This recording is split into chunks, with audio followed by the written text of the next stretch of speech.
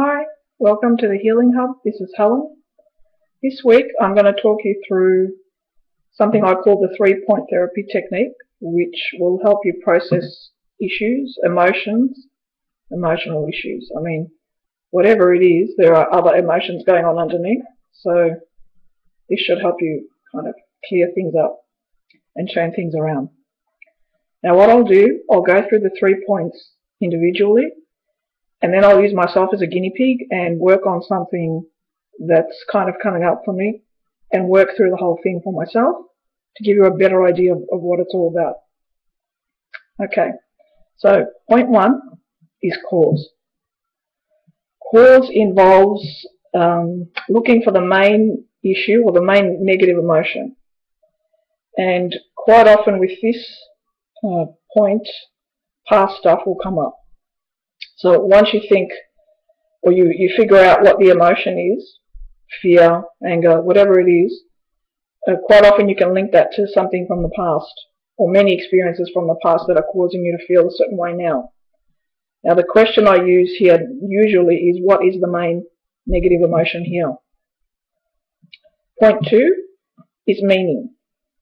And here you will find or search for a lesson or a purpose in that experience or in that negative emotion.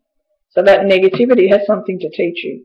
And the point of point 2 is to transform the negative into the positive so that you can take that with you in life and move forward.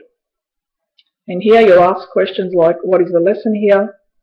What is the purpose of this experience for me? How can I see this more positively? Point 3 is release. Release is about releasing the negative emotion of point 1 and reinforcing the positive emotion of point 2. And here you will use techniques to do both of those things. And I'll elaborate on that when I work through my own issue. Now, to get answers to point 1 and 2, to kind of go deeper and find out what's going on with you, you can use a variety of methods. One is to meditate, one is to write it down.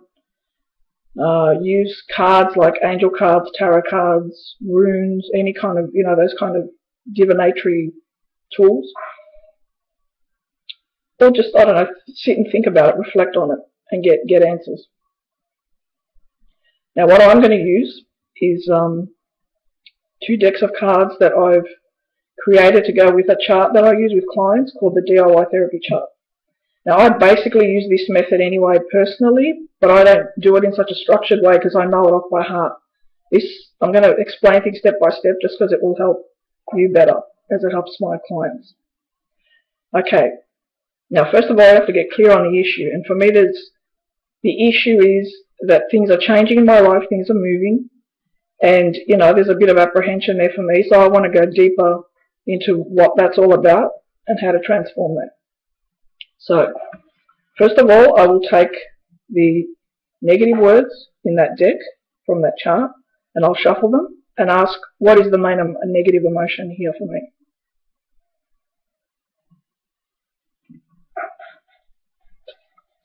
Doubt. That's about right. That's right. I have doubts.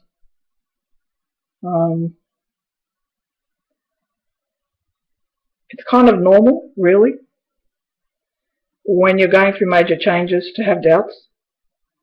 But I have a feeling that for me it's more about trying to live with that and go ahead anyway and move forward anyway.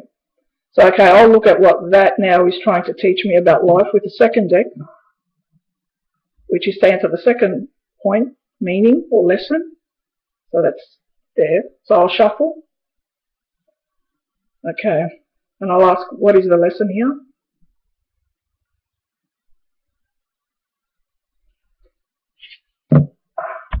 Love. Yeah. So for me, I would say it's about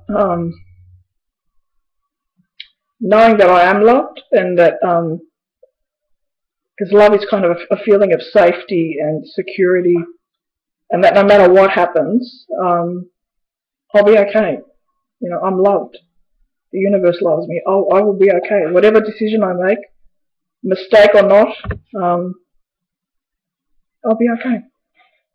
Now for point 3, release, what I would do now, which is what I'm going to do when I upload this video, I'm going to sit down and write in my journal about the doubts that I have and sort through it. So that's going to be my way of sorting through the doubt. That's my technique.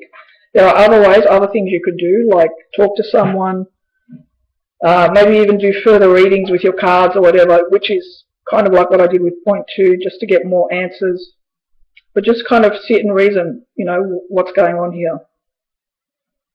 Now, for love, I would say the way to reinforce that is for me to actually keep doing what I love and keep believing in that, and just doing anything else that I love doing, like spending time with my niece and nephew, or again writing, or sitting outside, going into nature, or watching movies. That kind of reinforces that sense of security and safety required to move forward with life. So, you know, you could do whatever you love. So you have to come up with your own techniques when it comes to release. And you also, when you're working through this process, whatever the words are, or the symbols or images or whatever comes up for you, you have to interpret that for yourself at a given point in time in relation to your issue. So it's totally unique and individual and in the moment. I hope this helps you. And until the next time, happy healing.